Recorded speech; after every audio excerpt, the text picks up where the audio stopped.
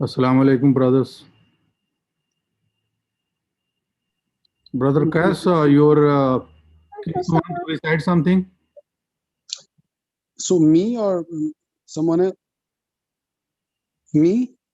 There is like few brothers in the masjid and only few brothers online. Okay. Yeah. So we have 4 or 5 brothers inside masjid. Okay, mashallah. So I think it's already time, so we can start. Like, if your kids wants to recite something, I'm not seeing many brothers today. Okay. So if Yeah. they want to do something like some recitation, inshallah, we can start with that. Yeah, my daughter will recite something. Inshallah. Okay, so it is already live. So if you want, you can start, inshallah. Okay. Jazakallah khair. Assalamu alaikum wa rahmatullahi wa barakatuh. My name is Maryam Hamdard and I'm going to recite Surah Al-Ma'un. A'udhu billahi minash shaytanir rajim. Bismillahir rahmanir rahim. Ara'ayta alladhi yukazzibu bid-din. فذلك الذي يدعو اليتيم ولا يحض على طعام المسكين فويل للمصلين الذين هم عن صلاتهم ساهون الذين هم يراعون ويمنعون الماعون صدق الله العلي العظيم. Mashallah. MashaAllah, MashaAllah. Jazakum Allah khair.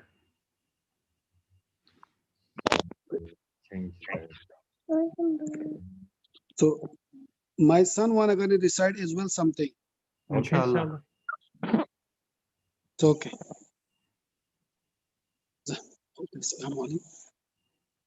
Assalamualaikum warahmatullahi wabarakatuh. I am Santa Hamdard and I'm gonna recite Surah Al-Nas.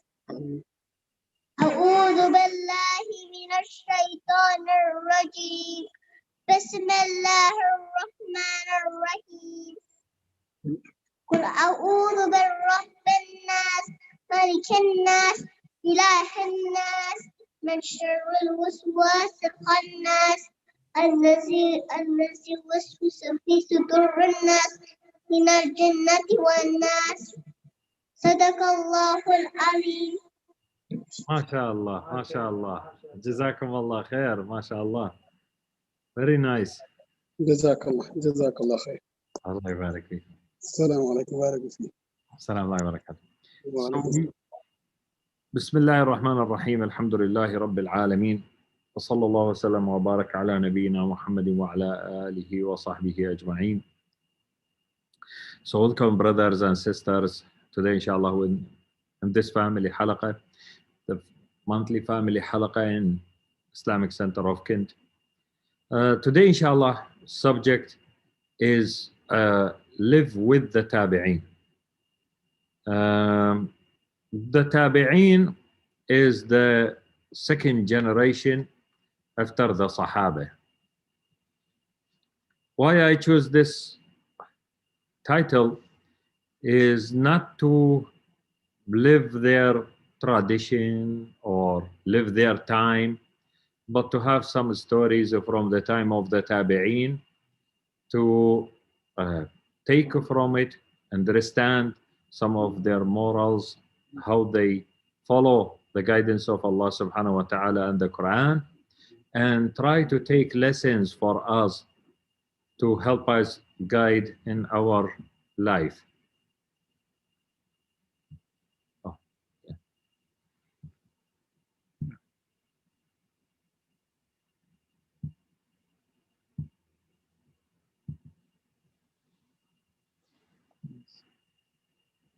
Oh, it has to be.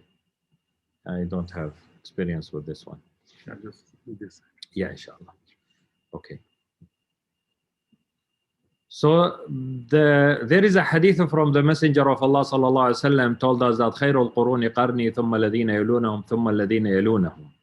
The Prophet ﷺ told us that the best people are my generation, and then the second generation, and the one who follow the generation who's following my generation, and the one who follow them. So the Prophet ﷺ named 3 generations. That is, most of the scholars today are talking about what they call them the Salaf. Most of the scholars said the Salafis are those 3 generations. The Prophet ﷺ and his generation is with the Sahaba, the one who saw the Prophet ﷺ, talk to him, and they witness the revelation of the Quran with the Prophet ﷺ. And then after all the Sahaba died, we have the second generation, which is the Tabi'een. They call them the Tabi'een because the meaning Tabi'een is the followers of the Sahaba. And this generation is the first generation like that looks, we can compare ourselves with them. Why? Because there is no revelation anymore. There is no Quran coming anymore. There is only what they can learn from the Sahaba while they have the Quran. And then the third generation is Tabi'een. Those are the one whom we will talk about how special they are, why they are very special, those Tabi'een and Tabi'een. Anyway, so we need to know that this generation is the one who did not see the Prophet ﷺ. And there is many stories. I remember one of the Tabi'een, what we call today Tabi'een. He's a Muslim for a while, but he was traveling to Medina to see the Prophet ﷺ. And when he sees the Prophet ﷺ, if he succeeds to see him and listen to him talking, he will be considered as Sahabi, as one of the Sahaba. But unfortunately, he reached in Medina, and they told him that the Prophet ﷺ died five days ago.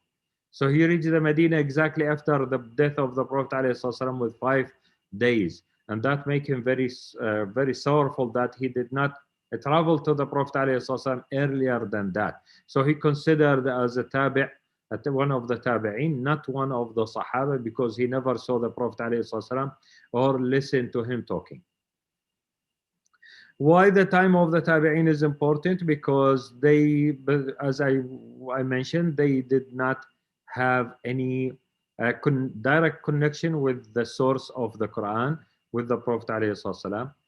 The Sahaba, they were famous that most of the time they try not to ask the Prophet ﷺ questions if they don't need to ask him.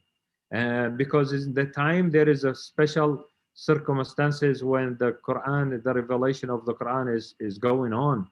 And we have a lot of stories about that and examples, but this is not our subject today. Anyway, so their knowledge comes from the Quran and comes from what they heard and saw from the Prophet ﷺ. After his death, the Sahaba, they found themselves that there is many things they don't need to ask for because they have the information about it. But the Tabi'een, they don't have that. The Tabi'een, if they have a question, they have to ask one of the Sahaba and rely on the memory of the Sahaba. And not only the memory of all the Sahaba, is the special ones who famous with knowledge. Like our mother Aisha radiyallahu anha, or going to Abu Huraira, or going to another Sahabi. We have a lot of stories we know about the Sahaba. We know a lot about Hazrat Abu Bakr or Hazrat Uthman radiyallahu anhu or Hazrat Ali. We have a lot of stories about them. But how much that we know about the second generation who comes after them, which is the Tabi'een. Most of the Muslims, we don't have much information about them, or we don't ask even about them. While in these 2 generations, Tabi'een and Tabi'een, is very important for us because those are the ones who collected the hadith. Those are the people who's in their time, the Quran was collected.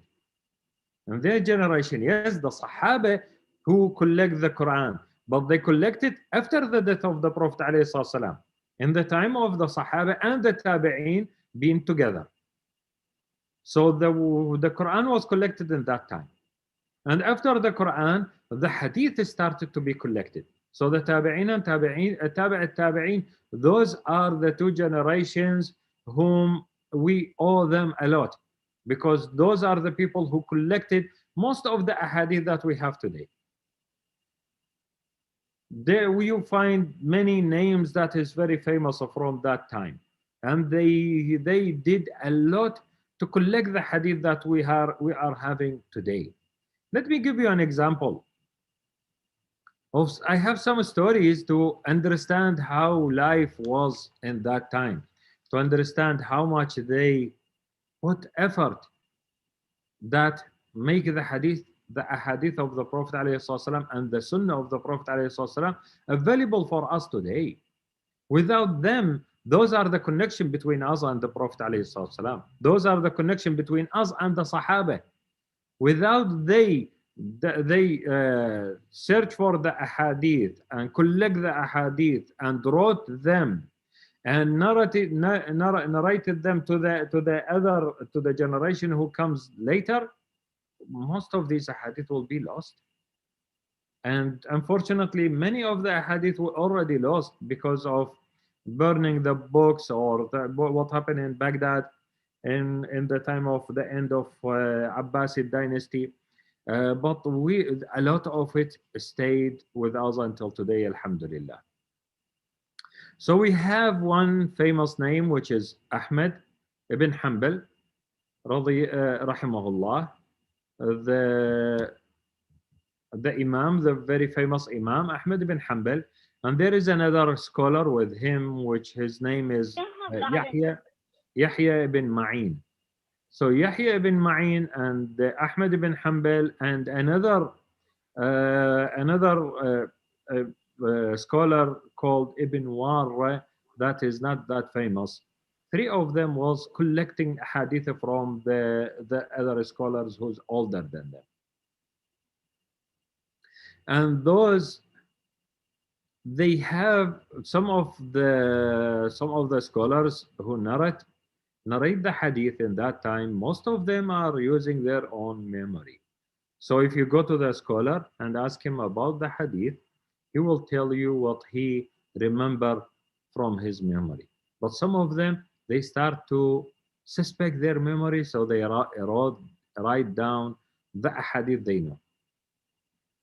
So those scholars who comes after them, they found a way to examine how precise was the memory of their Sheikh, of the Imam that they are taking the hadith from him. What they are doing, the writing ways in that time, so the student will copy 1 page or 2 pages from the scholar book, from the teacher's book. I copied one page or 2, and then I attend a class with the scholar, with the muhaddith, and ask him to read what I wrote down, my copy. The people who use that time, there is no publication, there is only handwriting. So I take a copy from his book, 1 page. I give that page to the scholar in the official meeting in the class, and then the scholar will read my copy. If he find it correct, he will say yes. He will give him ijazah with that hadith, or the 2 or the 3 ahadith that he copied in that page. And they do that page after page after page, a class after class after class. So how they examine the memory of the scholar, they intentionally write down something wrong in that hadith. When they copy something wrong, intentionally. Like 2 ahadith with 2 sanad, where they change 2 names, they replace 2 names.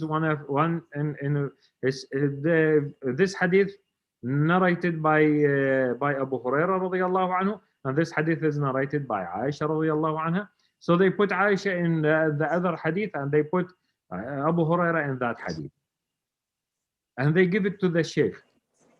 The Sheikh will examine that page not from his book. He will not compare his book with the page. He will compare it with what he remembers. And he will immediately find if there is something mistaken.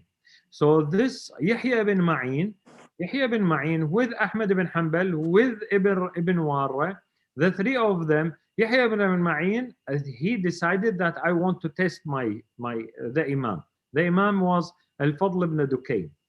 His name was Al-Fadl ibn Dukayn, very famous hadith muhaddith. So he changed intentionally, he copied 2-3 pages from the book, and he intentionally make minor changes to these ahadith. And he gave, and in the time of the class, the muhaddith was reading this page, but he don't know who copied this page from those three. So he read it, and he immediately noticed that there is something wrong. There is something wrong in this hadith. There is another thing wrong in this hadith. There is another wrong with this hadith. 3-4 hadith, all of them have some minor mistakes that if he does not pay attention, he will miss these mistakes. So what he did, he looked at Ibn Warra, one of those students. He said, you are less than, you don't have enough knowledge to do these mistakes. He noticed that those three, one of them is trying to test it. And then he looked at Ahmad ibn Hanbal, rahimahullah. I think one of the brothers have one of those students. He says, there is some kind of echo. I think it's echo for what I am saying.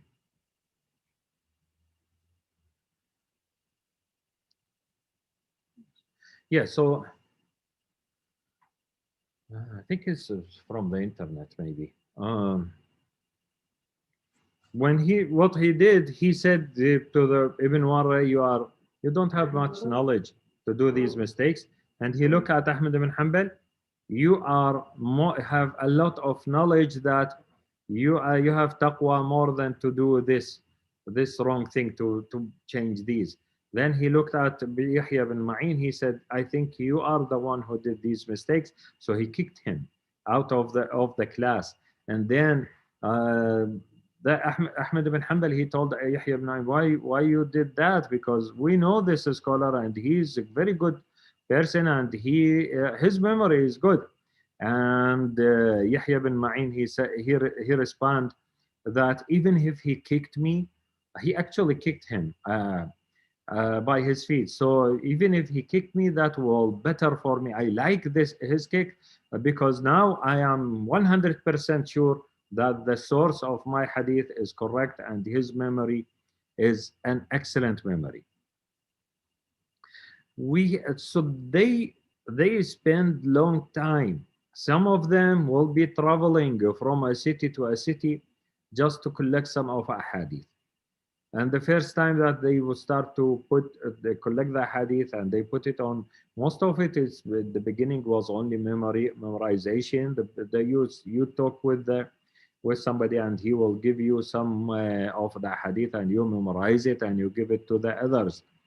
That is the most, but then they start to write down, and that was the fortunate that we have, alhamdulillah, the fortune that we have of these ahadith that we have, the sunnah of the Prophet Muhammad sallallahu alaihi wasallam.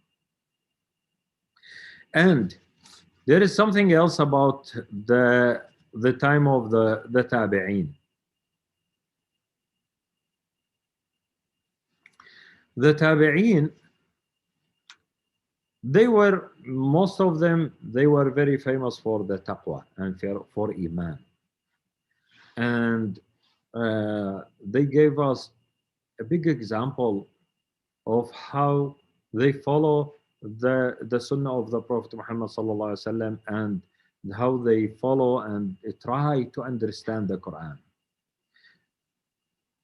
For us today, as you know, if you are from any country, from any kind of language that you are, that you are fluent with, any kind of native language that you have, even the people whose native language is Arabic, we still are unable to read the Quran and understand it without study, and we are unable to read the Hadith and understand it without study.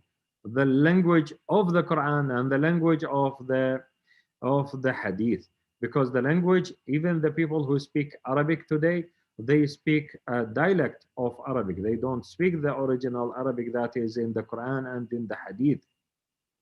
So we have to study to be able to understand the Quran and understand the Hadith. With the time of the Tabi'een and Tabi'een, that started to happen. It is the beginning. The beginning of that was in that time, because many people became Muslims from different countries, from different cities, from different regions.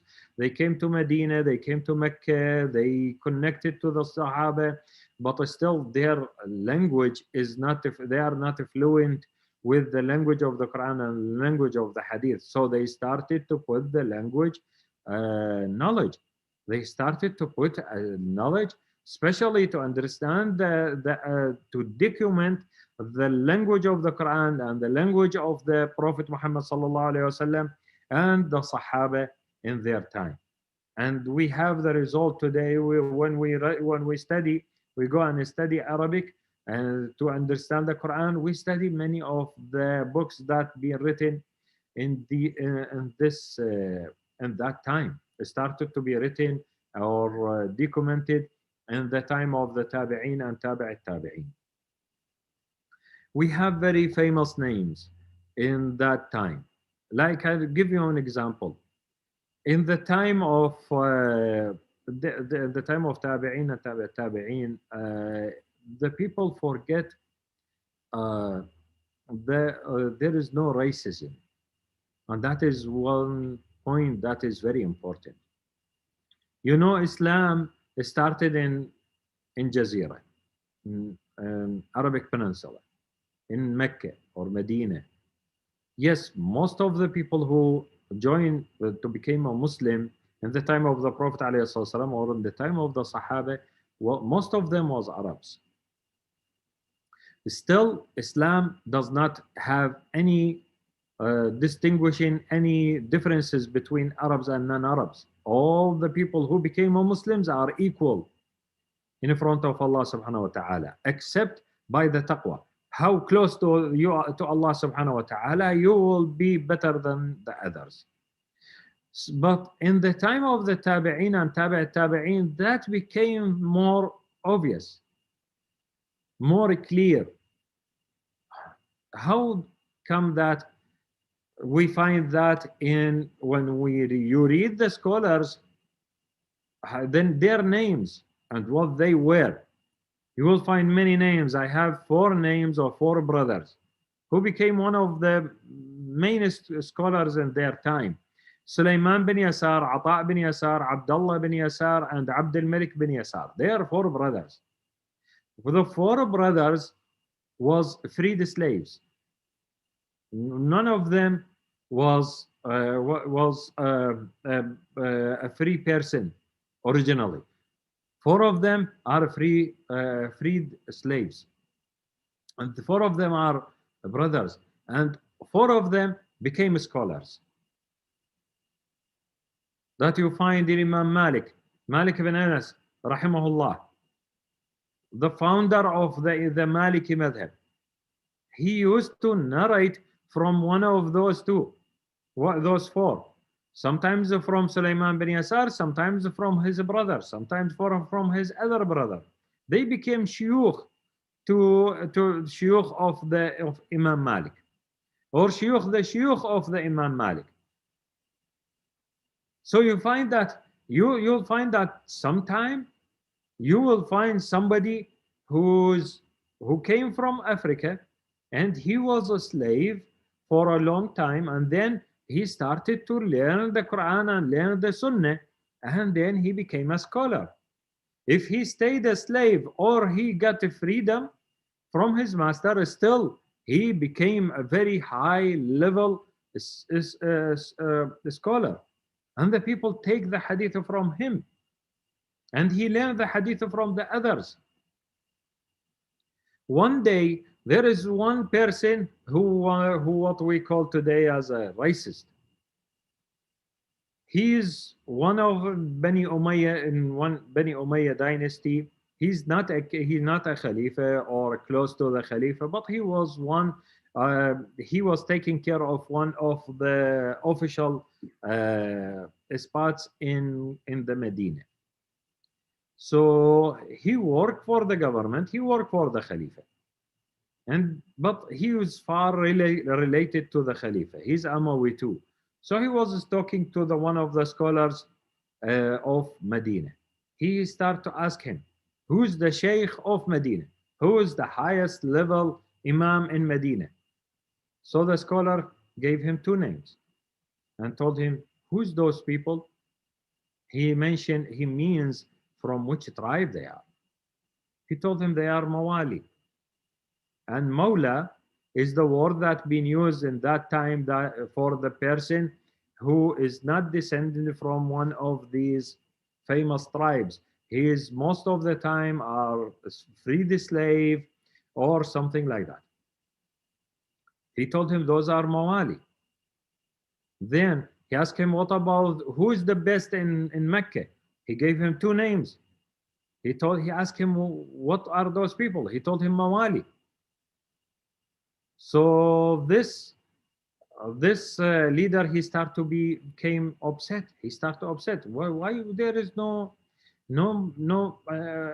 famous people to be scholars? He asked him then, who is in the city of Kufa? Who is the best one in Iraq in Kufa? He told him two names. He told him where they are from. He said those are Mawali too. He started to become angry. Then who's in Egypt? Who's the main scholar in Egypt? He gave him two or three names. Who's they are? He told him they are Mawali too. He became upset, more upset. He started to become angry. Why there is only Mawali to become scholars these days? And that's what actually happened. He told him, who's the best one in Damascus?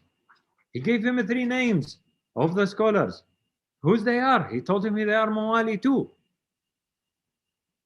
And in the end, there is only one scholar in Basra, in the south of Iraq, who was not a Mawla. Those are the highest level of the scholars in their time. Those are, if you have a question, you ride your camel and travel for 2-3 months to see them, to ask them your question.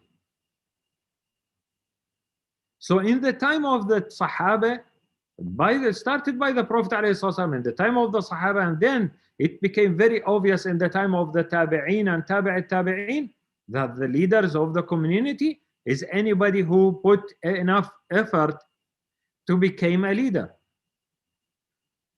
So the people who study the Quran and study the Sunnah became a leader in their communities. Whatever their race was, whatever their family was, whatever they came from.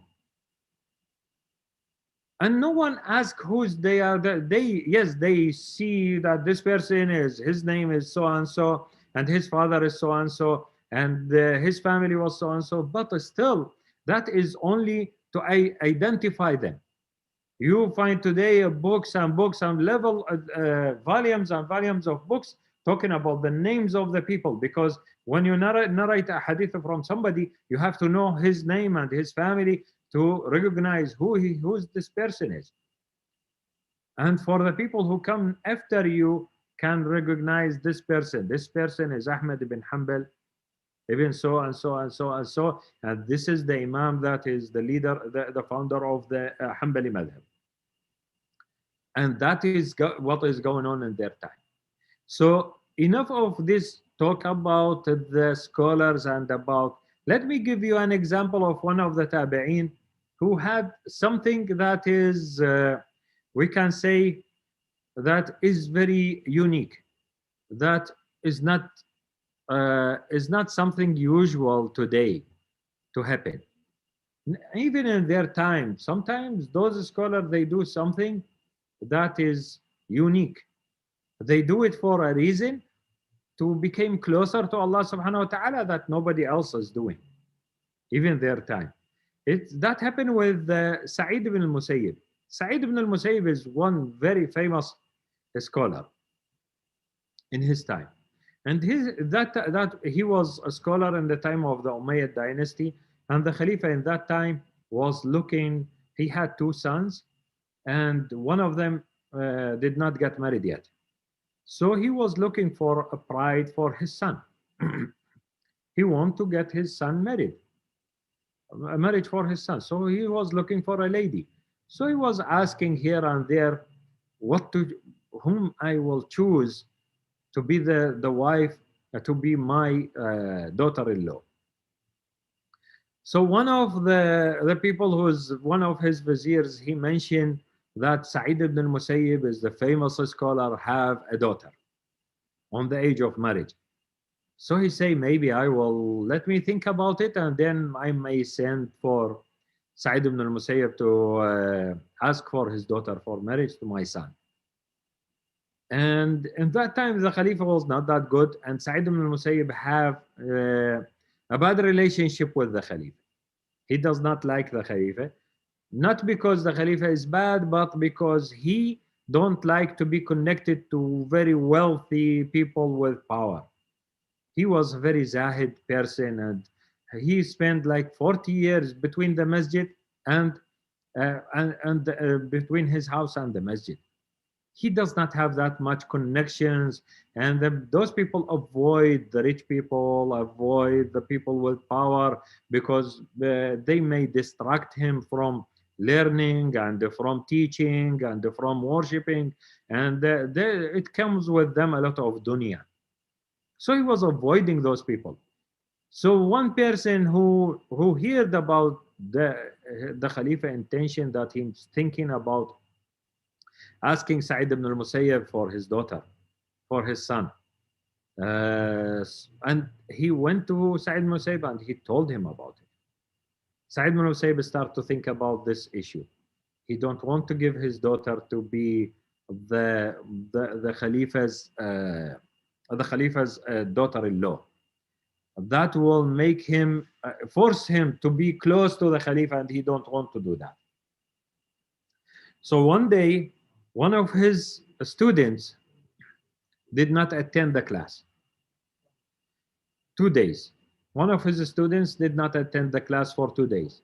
The third day he came, he asked him, why didn't you show up for 2 days? I miss you for 2 days. He said, oh, Imam, I'm sorry, but my wife died. And I was busy with her. I have to take care of her after death, and I was grieving my wife only for 2 days.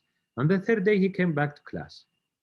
So Sa'id Musayyib, he asked him, did you think about getting married again? He said, oh, Imam, who will give me a wife? I'm a very poor person. He asked him, how much money you have? He said, I have only dirhamain, 2 dirhams. 2 dirhams like some cents and today measurement, or maybe a couple of, maybe $2 or $3, something like that. It's very few amount of money. He said, I will give you my daughter. I will marry you, give you my daughter for marriage for these 2 dirhamain. 2 dirhams. So the student said, are you going to really doing that? He said, yes. If you want, we can make, they make the contract right away. He gave him his daughter, gave her for marriage for 2 dirhams only. And they make the contract immediately. But still, marrying a woman is not that, even as easy it was in that time, but still is not immediate. I make a contract today, but that doesn't mean that I got married today or tomorrow in a week or a week. We have to make some arrangements. So the student went to his home, and he had very few, well, he had only 2 dirhams. So There is that does not much. He had some bread. It's not a bread, is some kind of barley bread, very cheap things, with some oil. That was his iftar. He was fasting, and that was his iftar. After Maghrib, he ate some of it, and he's alone at home. So somebody knocked his door. He said, "Who is it?" He says, "Saeed." The one who came, he says, "Saeed." The student said, "I remember every Saeed in the city except Saeed ibn al-Musayyib. This person never visit anybody. He spent 40 years between his house and the masjid. He never visit anybody. He's very famous a scholar that does not need to visit anybody." When he opened the door, he found that Saeed ibn al-Musayyib is there and on the door. He said, "Oh, Abu Abdullah, what happened?" He said, I give you my daughter for marriage, and I hated that you spent this night without your wife." So he bring him his daughter behind him, and he pushed his daughter inside the house and left. Just like that. So it was very unique, even in the measures of their time. And it's impossible in the measures of today. Because this man, Sa'id ibn Musayyib, he was thinking about only one thing. What I am supposed to do, what the sunnah is to do. And sometimes they got extreme with following the sunnah, that why this person, he married my daughter, why he will spend this night without his wife? So he just bring his daughter. So the student, he saw that the lady came to his house. She's his wife, yes, but that's not that easy. So immediately he left the house, he called his mom. His mom came in, talking to the daughter of Sa'id ibn al-Musayyib, and preparing her to the real marriage after 3 days. He left the house for 3 days. After the 3 days they have their marriage, they have a very simple party. It's most of the other students and the neighbors, they all share with him something, so that he was very blessed and he was very happy with his wife, the daughter of Sa'id ibn al-Musayyib. And after that, he asked, when he talked to his wife, he found that she's a scholar too. She's not only the daughter of Sa'id ibn al-Musayyib, but she's one of his students. So he spent the whole month staying at home with his wife, learning from her. After the month, he went to the class of Sa'id ibn al-Musayyib. Sa'id ibn al-Musayyib, he saw him after a whole month. He asked him, "What's happened? He said, "Oh, Imam, I was busy learning from your daughter the whole time. And now I am learning from you, and I'm learning from your daughter too at home." So he was very much blessed with that. And the Imam, Sa'id ibn al-Musayyib, he did what he wanted, that his daughter will marry somebody who will take care of her. Not to be the daughter of law, the daughter of law of the Khalifa, that there is a lot of fighting, a lot of traveling, a lot of that, and she will be one of 4 women and a lot of the other women. So he don't want that life for his daughter. His daughter was a scholar, and he wants her to marry a student. If he's poor, that is temporary. That will be finished in some time. So his daughter became happy, and his student became happy, and he got happy too, because they all get closer to Allah subhanahu wa ta'ala. Yes, he did it in a way that is very extreme, that we refuse it for our daughters today. And even their time, the people don't like that for their daughters. But the idea that we are taking from this story, that how you think of the future of your daughter or your son, how do you think about somebody who's close to you, like his student? How can I help him? He just lost his wife. How can I help him to go back to the classes again and learn and to become a scholar himself? And when they became a scholar, they will be a leader in the society. Became a scholar in that time, not like today. If somebody got a bachelor degree or a PhD, he will be one of many people who will have a PhD. But in their time, the one who have the the scholar, he's the highest level in the society. He does not need to work. He does not need to do anything. He will be the highest level in the society. The Khalifa will try to go to him and ask him for some knowledge. There is one famous scholar. Another story about this scholar. There is somebody came to him who is non-Muslim. Non-Muslim. He came to him, asking him, offering him 100 dinar, golden dinar, to teach him one book. That book called Sibawayh, the book of the Sibawayh book. This book is about Arabic language. It's not tafsir, it's not hadith. It's the book of Sibawayh is of Arabic language. So this non-Muslim, he came to this scholar asking him, very simple task. I will give you that much of money. If you think about how much the 100 dinar, gold dinar, that it counts today is a fortune. Even today is a fortune. And at that time is a big fortune, 100 dinar. 100 golden dinar. Just to teach me this book.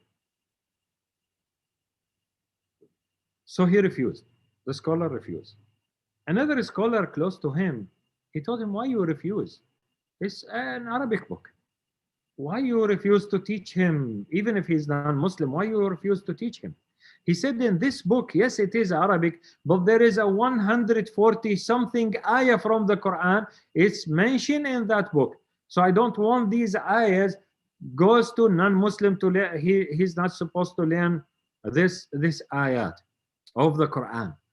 That is mentioned in that book. So I will not take that money. I will not teach him this book. And the end, it did not stay like at that. What happened that in the same time, there is a Khalifa in Sham. This happened in Basra, in the south of Iraq.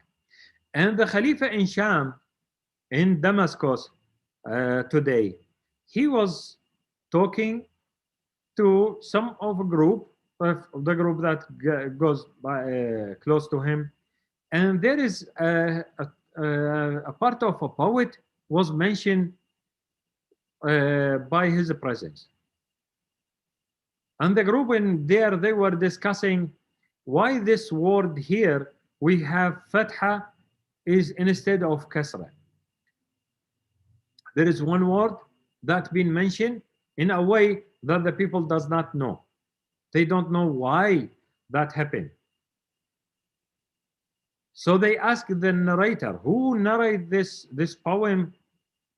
He said, I learned it from my Sheikh, from my the scholar that I learned from in this way. I memorize it like that. Do you know why there is a fatha not kasra here? He say, I have no idea. But that's how I learned it from the Sheikh. Who's your Sheikh? Is the one who is mentioned in Basra. That was his Sheikh. He learned this poem. He memorized it from that Arabic, the Arabic scholar in Basra. So the Khalifa sent people, bring me that scholar. He liked to understand why there is a kasra not fatha in here. And that question, we don't pay much attention today, but for the Khalifa, that's very important. His language is very important. He knows most of the Khalifa and the Khalifas in their time, their language is perfect. So when there is something that he suspects, he will try to learn. So he sent a person to bring me that scholar from Basra. And you know, if somebody being called by, in that time, the Khalifa is the one that Allah subhanahu wa ta'ala, and then on earth there is the Khalifa. He's the government, he's the president, he's the king, he's everything. He can order whatever he wants to do. So if I am a peasant people, I am a person like, I have no connection to the Khalifa, and as soldiers came to me and tell me, let's go, come with us. You are going to the Khalifa. That means that there is a problem. So imagine that this scholar, he spent the whole way, many thousands of miles from Basra to Damascus, going with these soldiers.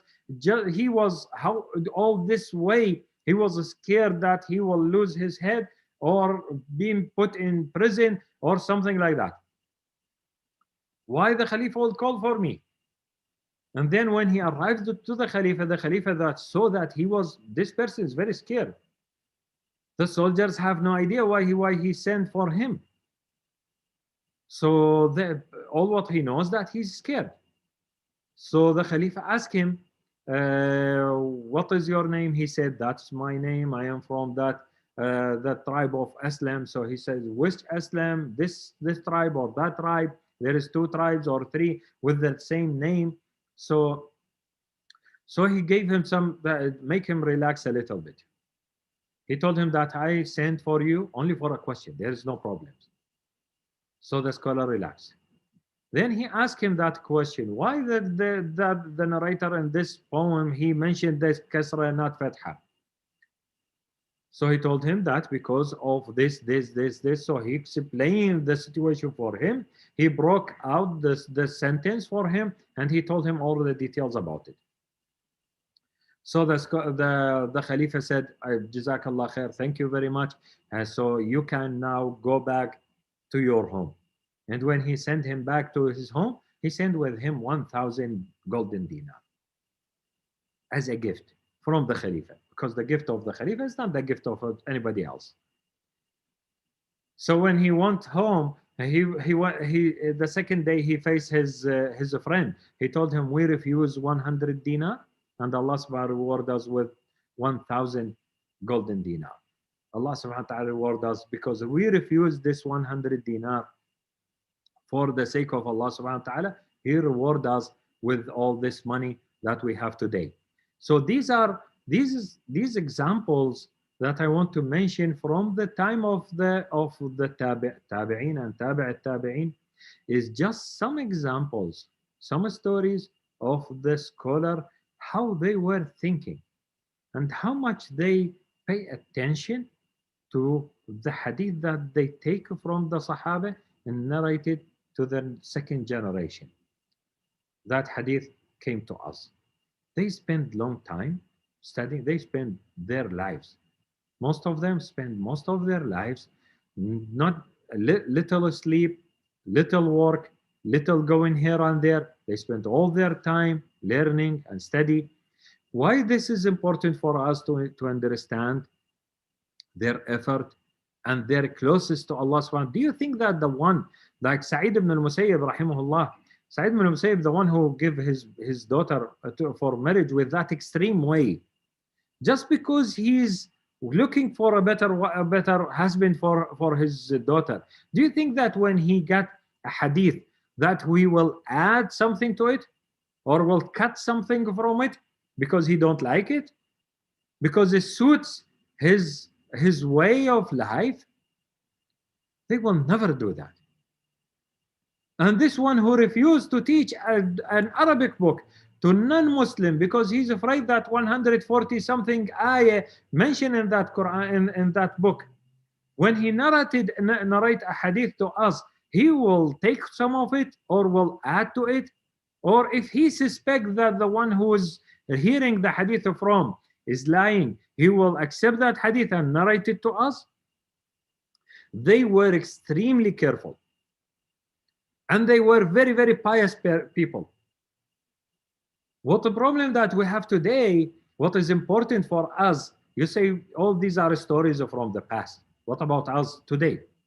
Today, when I teach my child, my son, or I teach my brother, or me and talking with my wife, or my wife talking to her daughter, when we do talking today and go into the internet asking for a hadith, if this hadith is correct or not, you will find some links that you will find an engineer person. His work, his profession is engineer.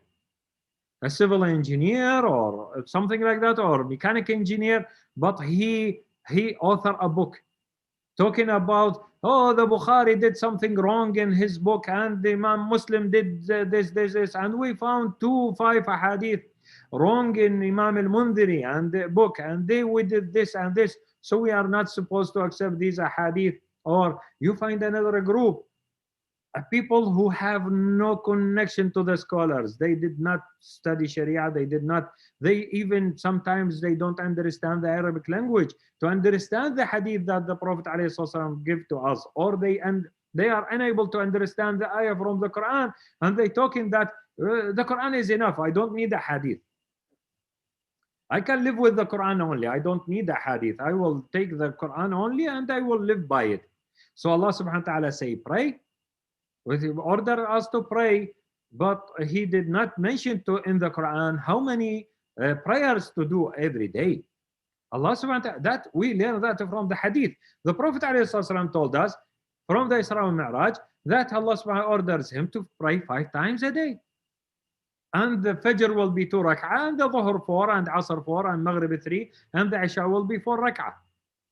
We learned that from the hadith. We did not learn that from the Quran. If you exclude their knowledge, just exclude the hadith from the Quran or what the scholar said explaining this hadith or that, you will be lost. You will not be a good Muslim. Even if you stayed as a Muslim, because if somebody refused the Sunnah of the Prophet, is like refusing the Prophet ﷺ, and that would be, this person may not be a Muslim anymore. So it's very dangerous for us today that because of the internet is available, you will find these links. You will find those people who's talking to you that talking to your child, talking to your brother or sister, you're talking to your wife, reaching out to you, telling you that oh, this book is this. What we need to teach our children or the new generation, like the Sahaba taught the Tabi'een, and the Tabi'een taught the Tabi'een, and they taught us to respect the generation that was before us and make a dua for them to Allah subhanahu wa ta'ala forgive them. That what Allah subhanahu wa ta'ala orders us to do in Surah Al-Hashr in the Quran, to make a dua for the generations that comes before us. If there is a mistake here or there, that does not mean that if you find a mistake that the general information or the general knowledge that we have today have something wrong in it. So we need to teach them that not to listen to these coming here and there, and to respect the hadith, respect the scholars who collect the hadith for us, collect the scholars that make the fiqh for us, respect Imam Abu Hanifa, respect the Imam Shafi'i, because they spent long time and they were very pious people that they don't do mistakes intentionally. I am not saying that they are prophets or Allah subhanahu wa ta'ala protect them from doing any mistakes, but they did their best. We supposed to do our best too. Like they did their best when they found here a hadith, they will do their best to find this hadith is authentic or not. And they will tell the others. If they found a problem, there is one muhaddith that Imam Shafi'i used to take a hadith from him. But there is something hidden from him. He does not know about that. So he narrated some of the hadith. The other scholars said, don't listen, don't take these hadith that Imam Shafi'i is good. And he is very pious person. But he does not know about that person that he has this mistake and this mistake. So he took a hadith. These hadith, don't take them. Don't take. So the other scholars, they fix the problem of that scholar. They help each other. But how can you know that if you don't pay attention, if you don't put effort? You want to search a hadith, you go to Google, and Google will tell you that this person say about this hadith, this wrong, and you may believe it. So this is, why is it the connection between the Sahaba and Tabi'een and us? We have the same responsibility that they took in their time. When they found that the scholars start to martyrs in the battles here and there is many fights here and there, and they lost. this person and they lost this person. He had a lot of knowledge. It died with him because it's only memory. They start to collect the hadith and collect the Quran and put it in one book and collect the hadith and put it in one book and then explain it to us and give us a lot of fortunes of books and knowledge that reach us. And today, just because we are some of here and there are just lazy to go and search and find, he will disrespect this scholar or that scholar. That we need to teach our children, we need to teach our society, our community, our people that we are connecting to listen, focus, and respect those, and pay all the effort that it should be paid when there is a hadith is narrated or a knowledge being narrated. We should put effort to find as they put effort in their time. If you don't know, go to a scholar and ask. Don't just follow anybody who's telling you that, especially if that person is not specialized. The scholars today, he need to learn Arabic, he need to learn the hadith, he need to learn the Quran, he need to learn the aqidah. That years of study. And suddenly somebody without no knowledge of that all, he will come to you. I can give you hundreds of examples of the mistakes that today the people are taking when they read a hadith or an ayah, just because they did not understand this word and that word. The translation of the hadith or the Quran is great. It's a very, very good thing. But the problem is, this is what the translator opinion, what he understand from this hadith, he gave it to you in English.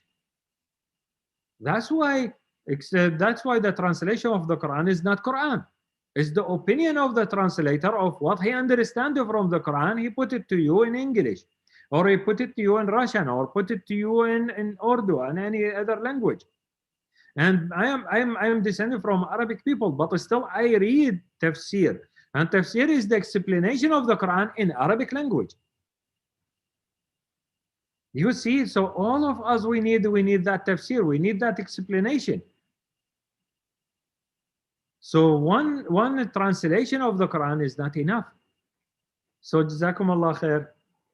Thank you very much for attending today. And may Allah subhanahu wa ta'ala protect us all, inshallah, and give us the good guidance to follow the guidance of the Sahaba and to follow the guidance of the Prophet Muhammad sallallahu alaihi wasallam, and follow the guidance of the Holy Quran, and to be closer to Allah subhanahu wa ta'ala in this life, and to be closer to Allah subhanahu wa ta'ala in hereafter in Jannah. سبحانك اللهم وبحمدك أشهد أن لا إله إلا أنت أستغفرك وأتوب إليك. اللهم اغفر لنا وارحمنا، اللهم تجاوز عنا واغفر لنا، اللهم علمنا ما جهلنا وانفعنا بما علمتنا، وانفع بنا المسلمين وانفع المسلمين بنا يا رب العالمين. جزاكم الله خير وصلى الله على نبينا محمد وعلى آله وصحبه أجمعين. If there is any questions,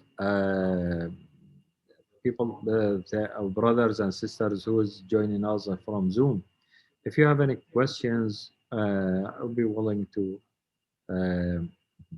answer any of these questions if you have. Assalamu alaikum, Sheikh, for your wonderful deliberation. It's really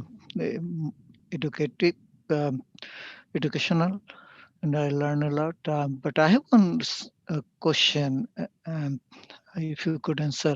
Most of these Tabi'een or the later generation scholars, they spend so much time.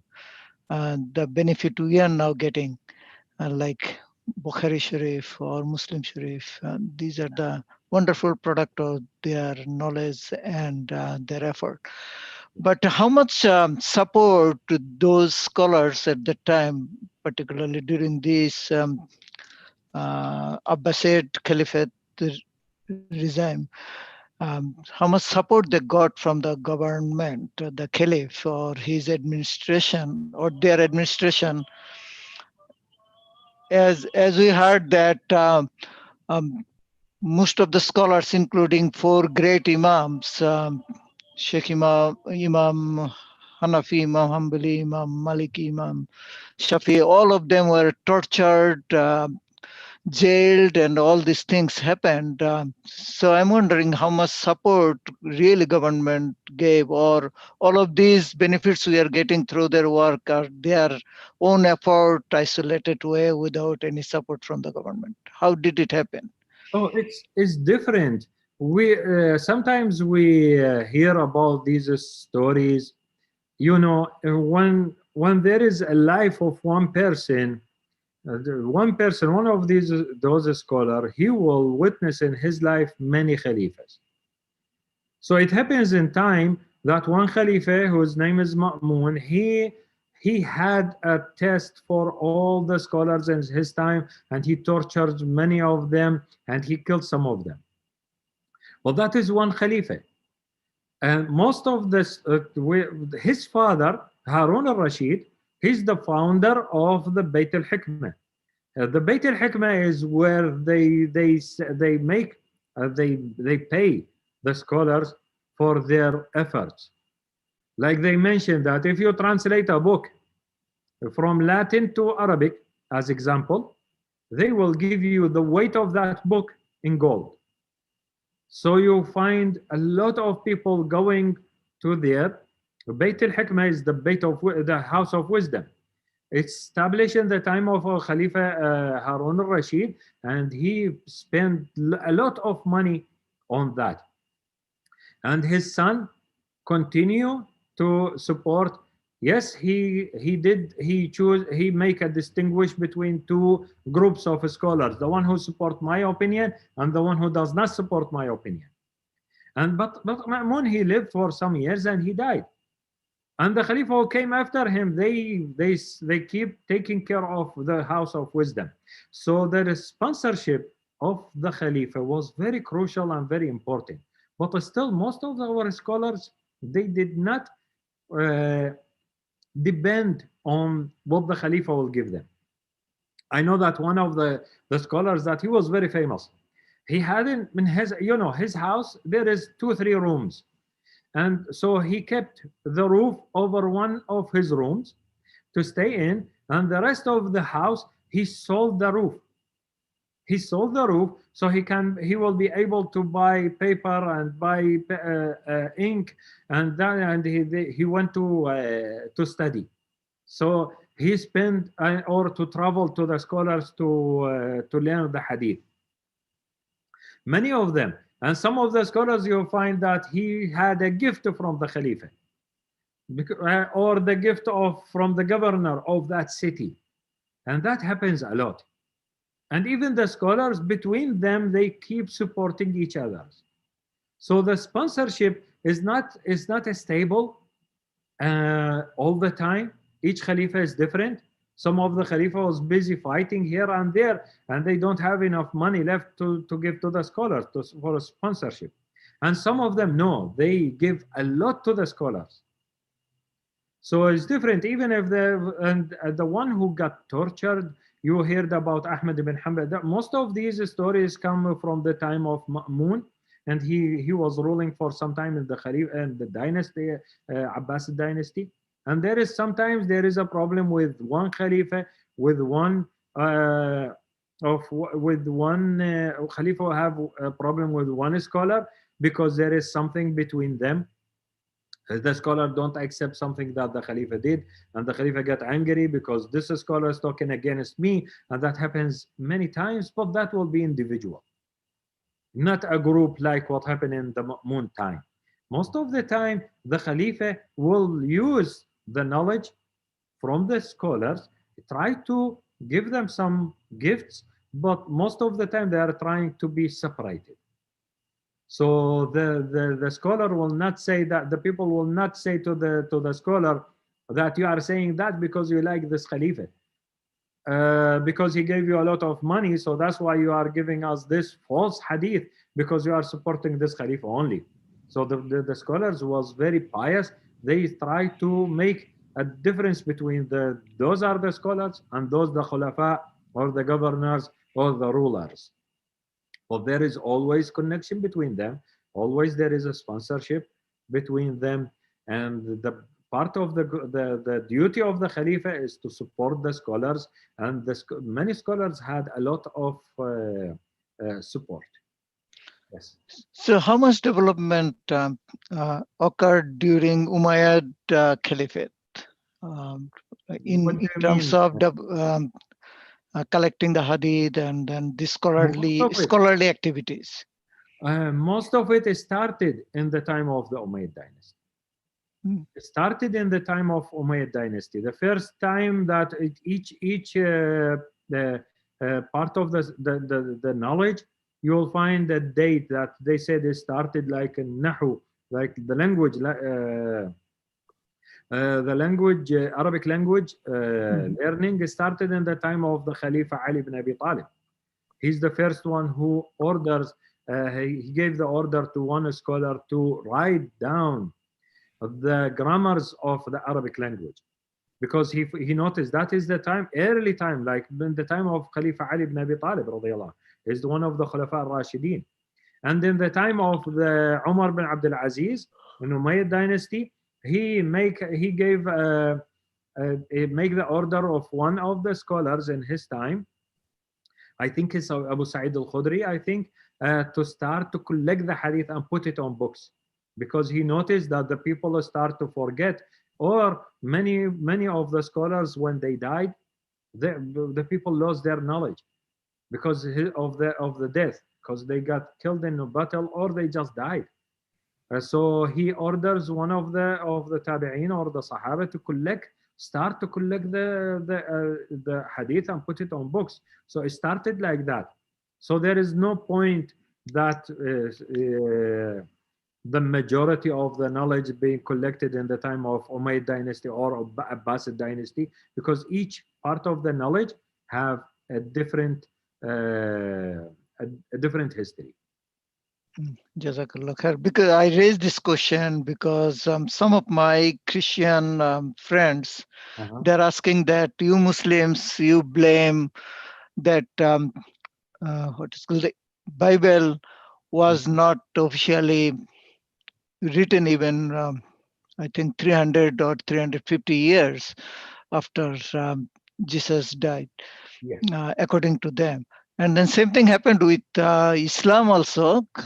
Then nothing happened during the Umayyad, and even the what is called this Abbasid caliphates. They were also tortured. All the scholars, they instead of promoting, they hampered the activities, and then many other issues came in at the time. Scholars are divided because some are saying Quran has been created, others said no, these are the issues. I didn't have right answer actually because I'm not a scholar. So you know that their claim is very false, and there is no comparison between the knowledge that we have with the knowledge of them. Because with us, when we say that this hadith, if you see that each hadith is narrated from this person, from that person, from that person, each name that been mentioned, we know his name, we know his family name, and we know his title, we know where he lived, we know which year he died, and we know his shuyukh, and we know his students. Do you know how much knowledge is that? Yeah, it's when I tell you that this hadith is narrated by this person from that person, let's just like give example of three names only. So if you give one name, each one of these names, we have his title and his full name, his family name, where he was, in which city, his traveling, which city he traveled to, or who's his shuyukh, where he learned his hadith from. Yes. Yes. Yeah, and who's his students? They document everything about each name that goes in a hadith. So there is no way, there is many hadith that we can find today. They will tell you that this person did not hear from that person because he died on that year, and this person died from that year. So there is a one person missing. So they keep searching for the person that is missing. If they did not find this person that is missing in the chain, they will refuse this hadith. This hadith will be not taken. They will not accept that hadith. And that we have all this knowledge that have is not about documentation, about writing. We know that even today, if they said as a challenge, you bring all the Bibles and all the Qurans, digital or hard copies, throw them in the sea. The Quran will be written again in a matter of 2-3 days, but the Bible will be lost forever. Because how many people who memorize the Bible? Not today, not 500 years ago. Go to 15 centuries ago. How many people memorize the Bible? And which Bible they will memorize? But the Quran is the same Quran that Allah subhanahu wa ta'ala sent to the Prophet Muhammad sallallahu alaihi wasallam 14 centuries ago. Today we have millions of people memorizing the Quran, not from the book. They memorize it from their sheikh from his sheikh, from his sheikh, from his sheikh to the Prophet alayhi salam. Today we have many thousands, hundreds of thousands of people who memorize the Quran this way today. Not from the book. Me and you go and hold the Quran in our hands and reading it and memorize the surah. No, those people, they memorize it from a person, at the heart of a person, to the heart of another person, to the Prophet Muhammad sallallahu alaihi wasallam. A continuously a chain that there is no disconnection in that chain. So that is the difference between it's a huge amount, and even if you go to encyclopedia, you go to any kind of the people who's not the Muslims, they saw that if they are fair with knowledge, they will tell you that nobody kept their knowledge like the Muslims kept their knowledge. Jazakallah khair. Allah barak. Inshallah.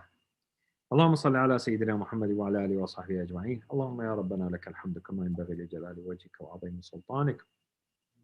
اللهم إنا نسألك الجنة وما قرب إليها من قول أو عمل.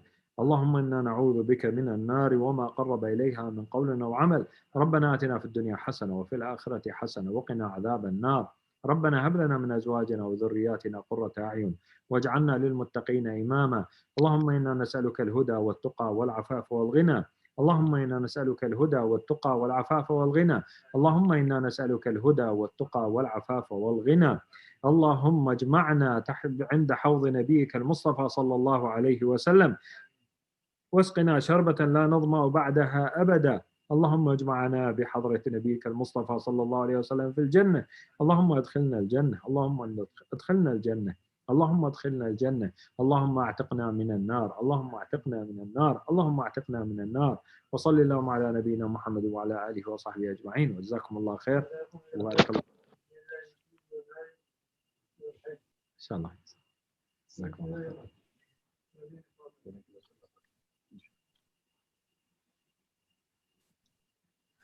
Jazakallah khair, brothers and sisters. Inshallah, we will continue this program.